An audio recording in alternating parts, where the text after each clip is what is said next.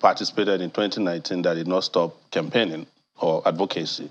I engaged immediately after the election in a number of revolutionary activities that took me to jail, came out of it, and it was part of virtually every education and conscientization of the citizenry to let them know the mistake they made in 2019. And we are here now. So many of those things are percolated down to the people. They've come to understand that we were saying the truth, and they wish they took our advice in 2019. So I'm back, not that I went anywhere, to just exercise that duty to take Nigerians, away from the tipping point until a turnaround. Your slogan from the last time seems to have changed. It hasn't changed. It just has evolved based on the dynamic nature of the political situation in Nigeria. In 2019, we were using Take It Back. We still use it. But we've gotten to a point where we are emphatic that we can't continue like this. That's the new slogan. With your campaign the last time, you only garnered about 33,000 votes. I was allocated 33,000 votes by INEC. You don't think that that's the original votes that you got? I have said it on oath, under oath, when I was arrested and arraigned, that I didn't believe that the election was legit. I said it on. What makes you think so? Because I knew you must have. I mean, you should have, or you must have evidence to back your claims. Even though I was not involved in election litigation matters, the litigation of that election, showed the underbelly of the election. It wasn't legit election. We were there. I participated in elections. So, but the court said otherwise. Well, the courts have, there are times that you have court of law and court of justice. There was no justice in that pronouncement, in my view. You were considered one of the alternatives in 2019. With the state of the race right now, ahead of 2023, do you see yourself as one of the alternatives? Third force was the word that was used at the time. This time around, is it fourth or fifth force, or what? Where do you stand? I'd never accepted to be regarded as a second-class person or third-class person. We are running a race. Everybody should bring their ideas, their manifestos, and everything they've got positive to the table. It is up to the media to call people or label people whatever they like. I only attended a meeting in 2019 where they said all the young candidates should meet. And when I got there, I knew that it wasn't the kind of thing I wanted to do. And I went out to espouse my ideas. I traveled to 34 to 35 states in Nigeria, and I didn't have a helicopter or a private jet. Reached out to people in the north, south, east, everywhere. These ideas were clearly documented, and I spoke extensively about how to pull Nigeria out of the doldrums. When you talk about alternatives, that means you have already accepted there's a first class, second class, or third class, or forces. The only forces we should be talking to are the Nigerian people, the forces who want to liberate themselves at all costs. That's the only cause. Can you compare your structure or your party with the?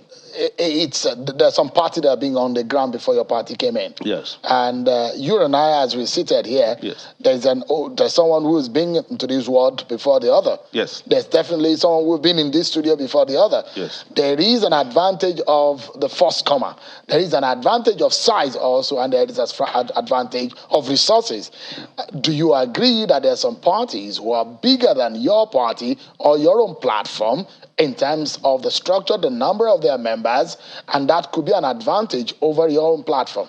There are a lot of big for-nothing parties in Nigeria. Ours is a compact party that's focused on pulling Nigerians out of poverty and misery. I do not consider big parties on the basis of size. I consider them on the basis of relevance and importance and value that they bring to the people of a country. We used to have big parties in this country who boasted, bragged that they will be around for 60 years. And overnight, they were defeated. So I don't want conversations to surround the mathematics of size, but it should be the mathematics of relevance and content.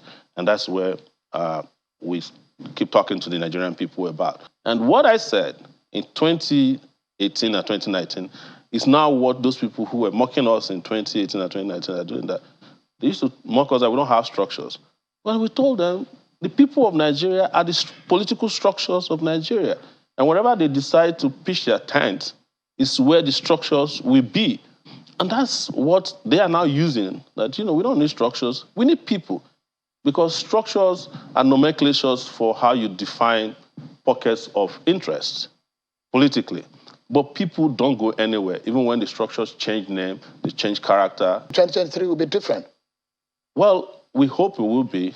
And if it's not, they better be ready for the consequences. It's not a threat. It's our fundamental rights to participate in elections and get the right results. Have you ever seen yourself in the spiritual eyes or in the psychological eyes or in your mental picture yourself becoming Nigeria's president?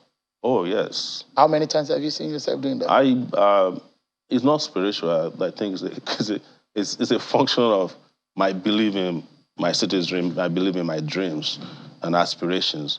I've been seeing myself as I said it that I would have been a better president of Nigeria at the age of 22 than the guy who was president at that time, the military leader, Babangida, or Abacha, when I was in my 20s. I would have done a better job than any one of them. I'm not saying it to brag. I knew it that mentally I would have governed this country better than all these persons. And I'll tell you, I don't want to mention names, but even some of the newer candidates today who are making a buzz practically took a leaf from our campaign strategies in 2018 and 2019. This idea of traveling to the diaspora, I did it in 2019. I went all the way to Australia, 4 cities, 7 cities in the US, 5 cities in Canada. I went to South Africa. I went to Ghana. Are you doing that this time around? Well, I don't have an international passport because the Buhari regime is still holding my international passport and have not allowed me to travel. I still have a treason charge hanging on my neck as I'm speaking with you tonight. That has not been resolved. Are you able to travel outside of Abuja? Yes, that's been resolved. So I'll be in Lagos on Monday. Okay. And I've been to Ondo State and Nasarawa State since that was resolved in the Court of Appeal. If you are going again to campaign to be Nigeria's president and another term, that means there's something that didn't go right, man. No, what didn't go right is the Nigerian factor, as we like to call it. If in 2019 I was allowed to debate Buhari and Atiku on the national TV, there's no way half of the country will not change their mind that night. But I was excluded. If in 2019 I had the resources that we needed to reach as far as where we should go, including sometimes security, you're entitled as a citizen to get security. The police, we applied to the Nigerian police, they didn't provide us security, even though we traveled to 35 states, including Korende, Zamfara, Sokoto, some of the But they gave others. They gave others, yes. Others got this, and that's the reason, one of the reasons I'm asking. Do you consider your approach perhaps out of place? What could have caused you being denied, based on your claims, some of these privileges? Because the Nigerian state is an oppressive state and is intolerant of citizens. And what they do is only to take care of a few of them and they exclude the rest. Exclusion is not a political policy and practice that's acceptable in a democracy. So it's just like asking Mandela why the apartheid regime did not allow him to get security at his house when he was fighting against the regime. That's what happened to me. I was charged for treason the same way Mandela was charged for treason. I'm not comparing myself to Mandela in any way. I was charged for treason because I questioned authority. I was charged for treason because I said enough was enough and Nigeria needed a revolution, and I still believe that today. So it's not that I did anything wrong. It's that something is wrong with the Nigerian system and Nigerian leaders or rulers. And that's what we've exposed up to this point. It was the same delinquent juveniles that delivered democracy to Nigeria. In 1999, I was one of them. Femi Falana, Gani Fawemi, they call them names. Fela Anikulapo Kuti, they say, oh, he's always on drugs, Beko Ransom Kuti, they say it's a doctor who doesn't want to practice medicine because he doesn't know medicine. There's nothing they don't call us. That comes with the nature of our calling. So what is useful exuberance in asking for democracy or asking that the thieves in the country... Your social media engagement, you seem to be all out against supporters of Peter Obi, the Obedience. No. I mean, and your comments on social media as being regarded as harsh against the obedient movement. Why so? No, that's not true. The only time I've spoken about them is when I realized that they were harassing people, and as a person who believes in human rights, I just said to them, you don't have to tell people who to support and who not to support. And this idea of trolling and harassing people might get people killed. And one of my first intervention that is considered harsh was even in support of Reno Mockery, somebody who has done everything in this world to lie against me. But, when it comes to his fundamental rights and he has a 1-year-old daughter who he said was genuinely threatened, I came in and said, this is wrong. You shouldn't be threatening a 1-year-old girl. And nobody should be threatened because... So you don't see Peter Obi as a threat? No, why would I see Peter Obi? Peter Obi is part of the old system that I've always fought. I understand where he's coming from. This is 1999 repeated. Nigeria wants to change. Some young people are genuinely interested in change, different direction, and then they are presented with somebody who works for the establishment, somebody who has been in PDP, ABGA, come back to PDP, Labour Party. It's not new to a rotten system. Somebody who was 8 years as governor of a state. You can be emotional about it, but that's the truth. They didn't, build any schools, didn't build any industry, didn't have a power station. It's not my kind of progressive. So anybody that is in government, as far as you're concerned, anybody who's been in government for 8 years and has nothing to show for it, it's not my right candidate for There are Nigeria. a few people who have been in government that are running in this race. The candidate of the PDP is there, the candidate of the APC is Maybe there. you have not been following my social media postings. That's why you said maybe I'm against the obedience. I've been after Atiku. I've been after Emilokon, Bola Tinubu. I've been after Kwakwanso, but less because, I don't have much. Why do you go after them?